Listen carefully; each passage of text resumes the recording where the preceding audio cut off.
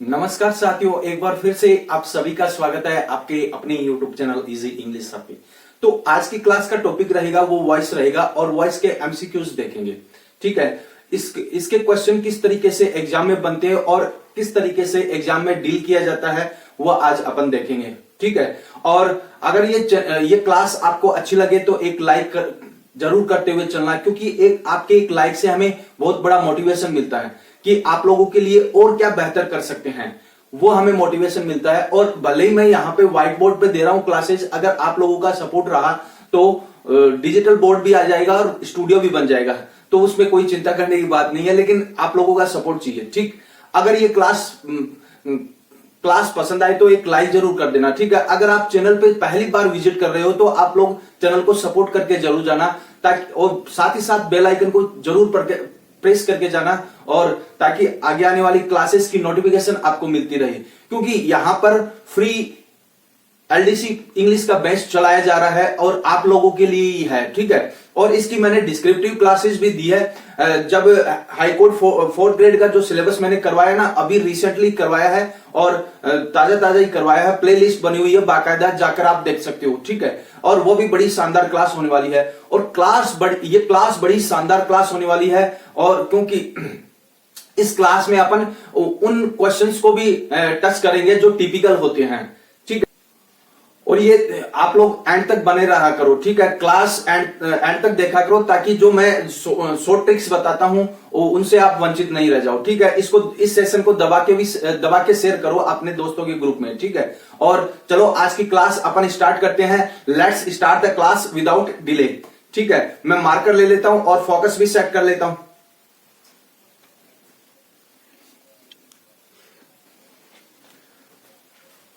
Okay, अब देखो, seat की पेटियां बांध लो भाई, क्योंकि अपनी फ्लाइट है वो टेक ऑफ करने वाली है। बड़ी शानदार क्लास होने वाली है, और आपके एलडीसी यानी ये क्लास देख ली तो एलडीसी जो एग्जाम अभी लगेगी ना, उसमें से वॉइस का क्वेश्चन एक भी गलत नहीं होने दूंगा मैं आप लोगों का, इतना विश्वास आप लोग कर सकते हो। ठीक है ना? तो अपन स्टार्ट करते हैं। आज का पहला क्वेश्चन ये रहा, और यहां देखो, पहले क्वेश्चन करवाने से पहले मैं एक और चीज बता रहा हूं कि आप मतलब कि इसमें क्या होता है कि एग्जामिनर आपको एक्टिव टू पैसिव पूछेगा या फिर पैसिव टू एक्टिव पूछेगा। बस दो ही तरीके होते हैं वॉइस के क्वेश्चन पूछने के, एक्टिव टू पैसिव और पैसिव टू एक्टिव, ये क्वेश्चन होते हैं। अब देखना, एक्टिव टू पैसिव जब अपन बनाते हैं तो केवल 5 रूल को ही फॉलो करते हैं, उनको उस रूल्स को अपन BT3 भी बोलते हैं, यानी कई विद्वान उसे BT3 भी बोलते हैं। अब BT3 का मतलब होता है ट्रांजिटिव वर्ब की पैसिव वॉइस बनती है, यानी 90% है वो ट्रांजिटिव वर्ब की पैसिव वॉइस बनती है। कुछ एग्जांपल्स ऐसे होते हैं जिनमें इंट्रांजिटिव वर्ब होती है, उनकी भी बनती है, लेकिन 90% ट्रांजिटिव वर्ब की पैसिव वॉइस बनती है। ठीक है, इस चीज को ध्यान में रख लेना। अब देखो 5 रूल कौन कौन से हैं। एक तो मतलब ऑब्जेक्ट को सब्जेक्ट बनाना। ठीक है, अगर मान लो कि अगला पैसिव वॉइस आप लोगों को बनाने को देगा, तो आप लोगों को यह ध्यान में रखना कि इसमें ऑब्जेक्ट है कि नहीं है, यह ध्यान में रखना। दूसरा है हेल्पिंग वर्ब का यूज करना। तीसरा है वर्ब की थर्ड फॉर्म का यूज करना। चौथा है बाई का यूज करना, और पांचवा है सब्जेक्ट को ऑब्जेक्ट बनाना। ये 5 रूल हो गए। और सबसे इंपॉर्टेंट बात, यानी ये जो रूल मैंने बताया ना, ये रूल आप लोग लिख लेना, जहां पे भी आप लोग नोट्स बना रहे हो वहां पे ये लिख लेना। ठीक है, और इंपॉर्टेंट बात ये है कि जब भी आप पैसिव टू एक्टिव बनाओ या फिर एक्टिव टू पैसिव बनाओ, तो ये ध्यान में रखना है कि आप सेंटेंस का टेंस नहीं चेंज होता। There is no changes in tense. ठीक है ना? तो सेंटेंस का कभी टेंस नहीं चेंज होता है, ये इंपॉर्टेंट लाइन है, इसको भी आप लोग नोट डाउन कर लेना। ठीक है, तो आज की क्लास का पहला क्वेश्चन आप लोगों के सामने ये रहा। देखो, पहला क्वेश्चन है, अब ये क्या है, ये मतलब कि आपको एक्टिव वॉइस देगा और पैसिव वॉइस इसकी बनानी है। ठीक है, इन सेंटेंस की बनानी है, मतलब बनानी क्या है, यानी पैसिव वॉइस का ऑप्शन आप लोगों को ढूंढना है। अब देखना, पहला क्वेश्चन है सी राइट्स ए लेटर, ये है, तो इसके और ए का ऑप्शन है a letter has been written by her, और बी का है a letter is writing by her, और सी का है a letter is written by her, और डी का है a letter is being written by her. उत्तर दो मुझे फटाफट, खड़काओ उत्तर कौन सा रहेगा? उत्तर ये रहेगा, कौन सा? ये रहेगा। अब क्या है, देखो राइट्स आया, यानी वर्ब प्लस एस और ईएस आया। ठीक है, वर्क प्लस एस और ईएस आए, इसका मतलब is am are plus verb की third form, is am are plus verb की थर्ड फॉर्म केवल इसमें ही है, इसके साथ में यहां पर बीइंग लगा हुआ तो ये ऑप्शन कट गया, ये राइटिंग है तो थर्ड फॉर्म कहां पे, ये ऑप्शन कट गया, हैज बीन ये ऑप्शन है ही नहीं, हैज बीन कहां पे आएगा, अकॉर्डिंग टू रूल ये इसका राइट अप्रोच होगा, यानी ये इसकी राइट फॉर्म होगी, ठीक है। इस तरीके से आप लोग देख सकते हो, तो ये ऑप्शन कट गया, ऑप्शन कौन सा बचा, ये ऑप्शन बचा। इस तरीके से आप लोगों को रिजेक्शन मेथड का यूज करना है। और वहां पर देखो सबसे इंपॉर्टेंट चीज क्या है, माइनस मार्किंग से बचने के लिए रिजेक्शन मेथड। अगर रिजेक्शन मेथड आप लोगों ने अपना लिया तो आप लोग मतलब कि आपके माइनस में कम क्वेश्चन जाएंगे, यूं मानो, ठीक है। अब देखना अगला क्वेश्चन है, दूसरा क्वेश्चन ये रहा, this boy is flying a kite, ये है ना, सॉरी ये दिस बॉय भी आ सकता है, द बॉय भी आ सकता है, तो इसमें कोई दिक्कत वाली बात नहीं है। The boy is flying a kite, A का ऑप्शन देखना, a kite was being flown by the boy, B का है a kite was being flown by the boy, ठीक है ना, सॉरी हाँ, a kite is being flown by the boy, और C का है a kite has been flown by the boy, और डी का है kite is flown by the boy. बताओ उत्तर फटाफट, उत्तर कौन सा रहेगा, इसका उत्तर ये रहेगा, ए kite is being flown by the boy, ये राइट ऑप्शन होगा। अब क्यों होगा देखना, इज आया यहां पर, टेंस चेंज हुआ तो ये ऑप्शन कट गया, ठीक है, हैज बीन ये टेंस चेंज हुआ तो ये ऑप्शन कट गया, ठीक है, ऑप्शन ये दोनों बचे, दो ऑप्शन कटे, ये दोनों बचे हैं, ठीक है।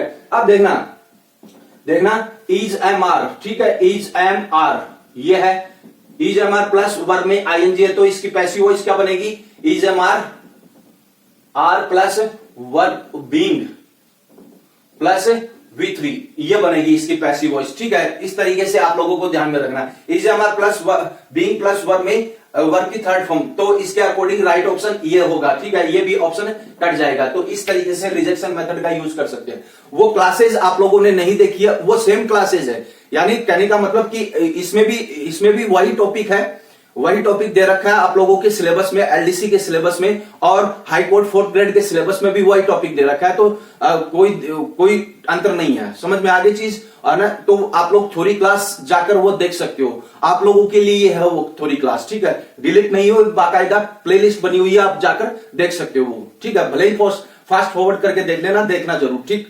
अब देखना आगे थर्ड का क्वेश्चन है, हु ब्रोक दिस विंडो, ये है, तो ऑप्शन देखना इसके, by who was this window broken, ठीक है, और बी का है by whom this window was broken, और सी का है who was broken this window, और डी का है by whom was this window broken. ये है, तो उत्तर बताओ मुझे फटाफट, खड़ाखट उत्तर तो बताओ, खड़गाओ भाई, उत्तर क्या रहेगा, देखो ये ऑप्शन मैंने काट दिया, अब बताओ उत्तर कौन सा रहेगा, उत्तर ये रहेगा, कौन सा, ये इसका उत्तर रहेगा। समझ में आ गई चीज। अब क्यों रहेगा, देखो ये दोनों सेम है, कहने का मतलब कि देखो हु से अगर एक्टिव वॉइस स्टार्ट होती है तो पैसिव वॉइस बाय हुम से स्टार्ट होगी, है ना, तो दो ऑप्शन के अकॉर्डिंग इसके अकॉर्डिंग ये दो ऑप्शन नहीं जा रहे हैं, इसका मतलब ये दोनों ऑप्शन गलत है। अब देखना बाय हुम यहां पे भी है, यहां पे भी है, लेकिन आप लोगों को ध्यान में रखना कि इंटरोगेटिव सेंटेंस की पैसिव वॉइस है वो इंटरोगेटिव सेंटेंस में बनती है,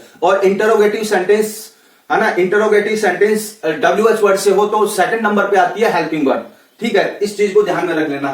तो ये हेल्पिंग वर्ड थर्ड नंबर पे आ रही है, तो इसका मतलब ये सेंटेंस गलत होगा, ये अपना ये सेंटेंस सही होगा, डी का सेंटेंस है वो सही होगा, by whom was this broken this window broken, ये इसका राइट ऑप्शन होगा। अब देखना चौथा क्वेश्चन आप लोगों के सामने ये रहा, they have finish this work, ये है, तो ए का ऑप्शन देखना, this work has finished by them, और बी का है this work has been finished by them, और सी का this work is finished by them, और डी का है this work was been finished by them. उत्तर दो मुझे फटाफट, खड़गाओ उत्तर कौन सा रहेगा, उसका उत्तर ये रहेगा, बी का इसका उत्तर रहेगा, this work has been finished by them, इसका उत्तर ये रहेगा। अब क्यों रहेगा देखना हैज बीन कहां पर है, हैज बीन कहां पर है, ये हैव आ गया, तो हैज हैव प्लस वर्ब की थर्ड फॉर्म, इसकी पैसिव वॉइस बनेगी has been, have been plus verb की थर्ड फॉर्म, ठीक है, तो ये ऑप्शन वैसे कट गया, ठीक है। अब देखना दिस वर्क इज, तो दिस वर्क इज ये इस कहां से आया, तो ये ऑप्शन कट गया।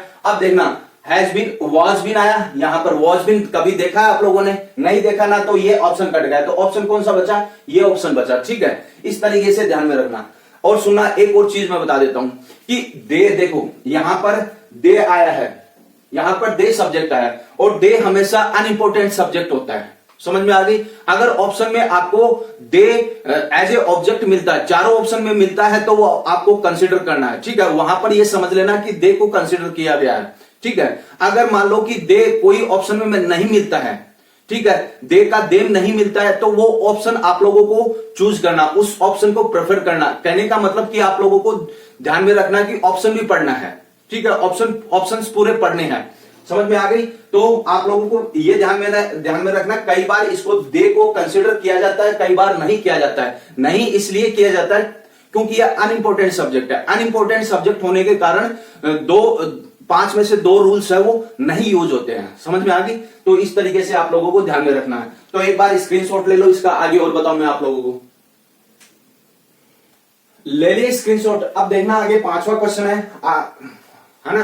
5वां क्वेश्चन शुरू करने से पहले एक और चीज है, वो ये है कि आप लोग क्लास को पूरा एंड तक देखा करो। You should watch the class till the end, यानी आप लोगों को क्लास देखनी है, इंपॉर्टेंट क्लास देखनी है। ठीक है, एंड तक वो क्लास देखनी है, क्योंकि हर एक क्लास है वो इंपॉर्टेंट रहती है।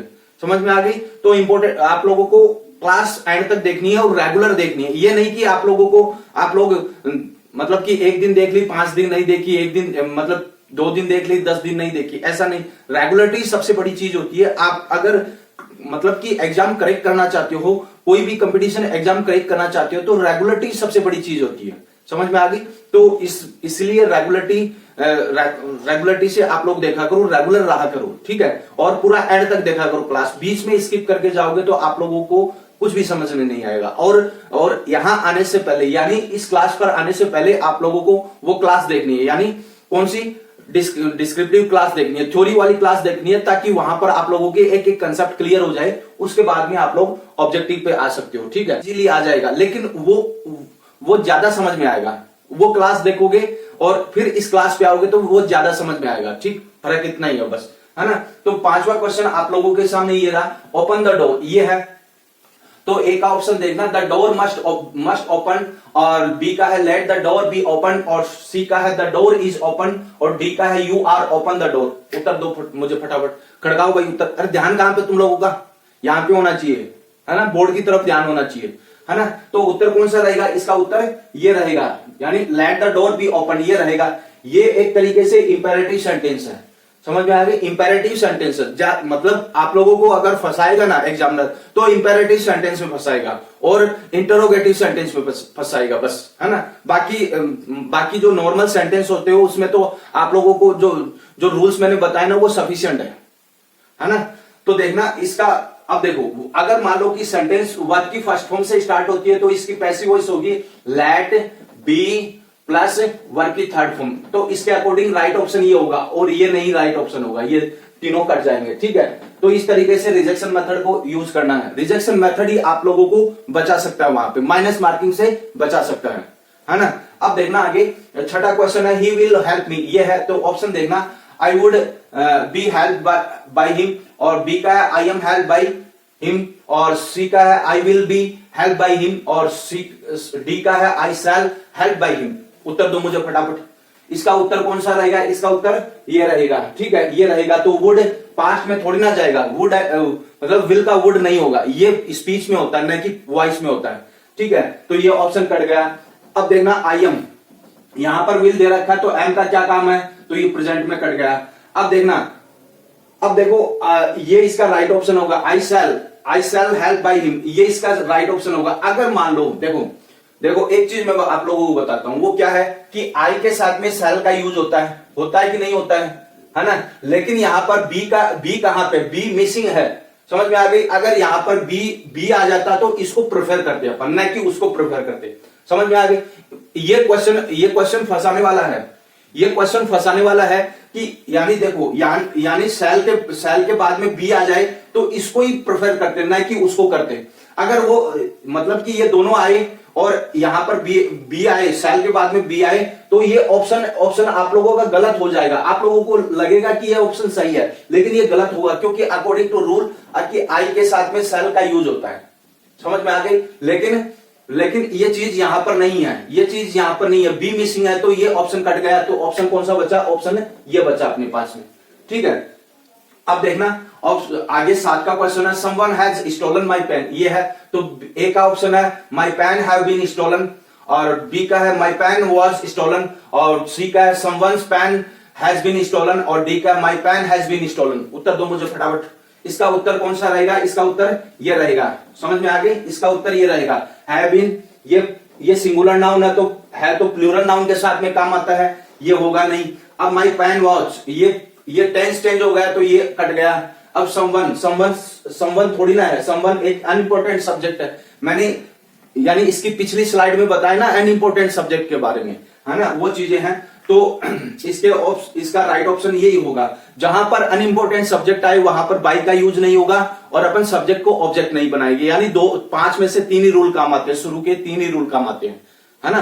तो ये आप लोगों को ध्यान में रखना। तो इसका राइट ऑप्शन ये रहेगा। ठीक, अब देखना 8वां क्वेश्चन है। 8वां क्वेश्चन शायद ये ऑप्शन आप लोगों को नहीं नजर आ रहा होगा, तो मैं बोल के बता दूंगा। ठीक है, अब देखना आई सा ही, ये है तो ए का ऑप्शन देखना ही इज सीन बाय मी, और बी का है ही हैज सीन बाय मी, और सी का है ही वाज सो बाय मी, है ना। ये सी का आप लोगों को नहीं नजर आ रहा होगा, साफ नहीं नजर आ रहा होगा, थोड़ा सा कट रहा होगा, इतना ज्यादा भी नहीं कट रहा लेकिन थोड़ा बहुत कट रहा होगा। तो आप लोगों को मैं बता देता हूं कि ही वॉज सो बाय मी, ये ऑप्शन है। ठीक है, अब देखना डी का है ही वॉज सीन बाय मी। ठीक है, तो उत्तर दो मुझे फटाफट। इनमें से कौन सा राइट ऑप्शन होगा? राइट ऑप्शन कौन सा होगा? ये इसका राइट ऑप्शन होगा। कौन सा? ये इसका राइट ऑप्शन होगा। सा, देखना सा यानी वर्ब की सेकंड फॉर्म है। वर्ब की सेकंड फॉर्म की पैसिव वॉइस बनती है was, were plus third form, ये इसकी पैसिव वॉइस बनती है। तो ये ऑप्शन कट गया, ये ऑप्शन कट गया और ये ऑप्शन कट गया। तो कौन सा ऑप्शन बचा अपने पास में? ये ऑप्शन बचा। तो इस तरीके से रिजेक्शन मेथड का यूज करना। रिजेक्शन मेथड आप लोगों को बचाएगा, है ना, क्योंकि माइनस मार्किंग है वहां पर। और माइनस देखो इसमें क्या होता है कि इसमें तुक्का नहीं चलता है। ये जो सब्जेक्ट है ना, इसमें तुक्का नहीं चलता। जो पढ़ा है, जिस तरीके से पढ़ा है, आप लोगों को राइट करना ही पड़ता है। या तो क्वेश्चन को छोड़ो या फिर राइट अप्रोच तक पहुंचो। और राइट अप्रोच तक कब पहुंचा जाता है? जब थ्योरी अपनी कंसेप्ट क्लियर हो और रिजेक्शन मेथड का यूज करे, तब ये पहुंचा जाता है राइट ऑप्शन में। ठीक है, और थ्योरी की क्लास मैंने अच्छी तरीके से करवा रखी है। मैं फिर से बोल रहा हूं आप लोगों को कि आप लोग जाकर वो क्लासेस देखो, हाई कोर्ट 4th ग्रेड वाली क्लासेस देखो, एकदम बढ़िया क्लासेज है, बढ़िया क्लासेज है, शानदार क्लासेज है, आप लोगों के लिए ही है वो। ठीक है, तो एक बार स्क्रीनशॉट ले लो इसका, आगे और बताऊंगा आप लोगों को। ले ली स्क्रीनशॉट, ले लिया क्या? अब देखो आगे है ना। और देखना 9वां क्वेश्चन है आप लोगों के सामने, ये रहा 9वां क्वेश्चन है। People speak English all over the world, ये है तो इसकी पैसिव वॉइस का ऑप्शन ढूंढना आप लोगों को कि ए का ऑप्शन है English is spoken all over the world, और बी का है English is being spoken all over the world, और सी का है English was spoken all over the world, और डी का है English has been spoken all over the world. उत्तर दो मुझे फटाफट। खड़गाओ रे उत्तर क्या रहेगा? इसका उत्तर ये रहेगा, इसका उत्तर ये रहेगा। ठीक है, ये रहेगा।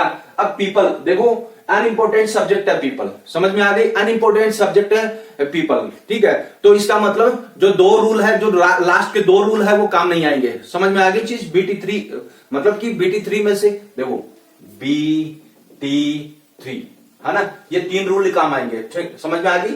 ये 3 रूल ही काम आएंगे। ठीक है, ये 3 रूल नहीं है, हेल्पिंग वर्ब है, ट्रांजिटिव वर्ब है, ट्रांजिटिव वर्ब की थर्ड फॉर्म है, ये रूल ही काम आएगा। ठीक, अब देखना आगे। तो अब देखो ये हो गया, इसके बाद में इज बीइंग ये कहां पर आता है? इज बीइंग कहां पर आता है? प्रेजेंट कंटिन्यूअस टेंस में आता है। तो प्रेजेंट कंटिन्यूअस वाला सेंटेंस थोड़ी ना है। अब वाज प्रेजेंट का पास्ट थोड़ी ना करना है। ठीक है, तो ये ऑप्शन 2 ऑप्शन कट गई। अब इसके बाद में हैज बीन, ये प्रेजेंट में है लेकिन प्रेजेंट परफेक्ट में है। तो क्या प्रेजेंट परफेक्ट में ये सेंटेंस है? नहीं है ना, तो ये सेंटेंस वैसे कट गया। तो ऑप्शन कौन सा बचा? ऑप्शन अपने पास में ये बचा। ठीक है, इस तरीके से देखना है। अब 10 का क्वेश्चन है, the task is being perform by them, ये है। तो इसकी ये पैसिव वॉइस दे रखा है और इसके एक्टिव वॉइस ढूंढनी है अपन को, है ना। पैसिव वॉइस दे रखा है और एक्टिव वॉइस ढूंढनी है। तो ऑप्शन देखना, ए का ऑप्शन है they have perform the task, और बी का है they are performing the task, और सी का है दे परफॉर्म द टास्क, और डी का है they were performing the task. बताओ उत्तर फटाफट। ये लो, ये ऑप्शन मैंने काट दिए, अब बताओ मुझे ऑप्शन। यानी कहने का मतलब कि यहां पर ये प्रेजेंट दे रखा है तो ये पास्ट है, तो पास्ट होगा नहीं, तो ऑप्शन कौन सा बचा अपने पास में? सुनो सुनो सुनो सुनो सुनो, हाँ ये लो, ये ऑप्शन बचा, ये ऑप्शन कट गया, ठीक है ना, बचा। अब क्या है देखो, अब कहने का मतलब जहां पर इज एम आर बीइंग, ठीक है, is am are plus being plus verb की थर्ड फॉर्म आई, समझ में आ गई चीज, है ना। Is am are plus verb की थर्ड फॉर्म आई तो इसकी एक्टिव वॉइस क्या बनेगी? इसकी एक्टिव वॉइस बनेगी is am are plus verb में आईएनजी, इसकी एक्टिव वॉइस एक्टिव वॉइस ये बनेगी। ये पैसिव वॉइस है और ये एक्टिव वॉइस है ना। तो ये वाला देख लो कहां पर है, ये वाला केवल यहां पर ही है, क्या है, यहां पर ही है, बी वाले ऑप्शन में है, बाकी ये ऑप्शन कट जाएंगे, ठीक है होगा नहीं, ठीक है। इस तरीके से आप लोगों को रिजेक्शन मेथड का यूज करना है और रिजेक्शन मेथड ही आप लोगों को बचाएगा। और रिजेक्शन मेथड कब आता है? जब आप लोगों ने थ्योरी क्लास अच्छी तरीके से पढ़ रखी है, तब वो आएगा रिजेक्शन मेथड, ठीक है। और फिर बाकी आप लोग प्रैक्टिस करते रहो। प्रैक्टिस इज मतलब कि प्रैक्टिस इंपॉर्टेंट है, प्रैक्टिस जितनी ज्यादा करोगे उतनी ज्यादा आप लोगों के फायदेमंद रहेगी। भले ही कहीं से भी प्रैक्टिस करो, लेकिन प्रैक्टिस करो। थ्योरी क्लास है वो देखते रहो, आप लोग रेगुलर देखते रहो, रिवीजन करते रहो, जो भी आप लोगों ने देखा है वो रिवीजन करते रहो, और जो भी नोट्स बनाए उनका रिवीजन करते रहो बाकी, और इससे आप लोग पारंगत होते जाओगे, ठीक है। एक बार स्क्रीनशॉट ले लो इसका, आगे है ना, एक बार फटाफट स्क्रीनशॉट ले लो। ले लिया स्क्रीनशॉट? ले लिया क्या स्क्रीनशॉट? बस आज की क्लास में इतना ही है, ठीक है ना। और ये क्लास वाकई में आपको अच्छी लगी है, एग्जाम ओरिएंटेड लगी है, तो इस क्लास को एक लाइक जरूर कर देना, ठीक है। क्योंकि आप लोगों के एक लाइक से हमें बहुत बड़ा मोटिवेशन मिलता है कि आप लोगों के लिए और क्या बेटर किया जाए, ठीक है। और अपने दोस्तों के ग्रुप में जाकर शेयर करना ताकि उनका भी भला हो जाए। और अगर आप पहली बार विजिट कर रहे हो चैनल पे, पहली बार विजिट कर रहे हो, तो आप चैनल को जरूर सपोर्ट करके जाना, क्योंकि आप ही लोगों का चैनल है और आपको ये आगे बढ़ाना, ठीक है। तो मिलते हैं नेक्स्ट क्लास में। इस क्लास में बस इतना ही है। और एक और सूचना, वो क्या है, इसका मैं एक और पार्ट लेकर आऊंगा, इस टॉपिक का मैं एक और पार्ट लेकर आऊंगा। और अपनी क्लासेज है, देखो अपनी क्लासेज है वो शाम को 7:15 बजे आती है। ये प्राइम टाइम आप लोगों को नोट डाउन करना है, क्योंकि ये प्राइम टाइम आप लोगों को सिलेक्शन तक पहुंचा सकता है, ठीक है। इस बात का ध्यान रख लेना, ठीक। प्राइम टाइम है, उसको नोट डाउन करना। वहां पर आप लोगों को क्या करना है, क्लास देखनी है, नोट्स बनाने, बाकी और कुछ नहीं है। और जो कॉमन टॉपिक रहेंगे उसका मैं डायरेक्ट एमसीक्यूज दे दूंगा, और बाकी के जितने भी जो टॉपिक इसमें नहीं है वो टॉपिक मैं आप लोगों को करवा दूंगा, उसकी थ्योरी और एमसीक्यूज दोनों करवा दूंगा, ठीक है ना।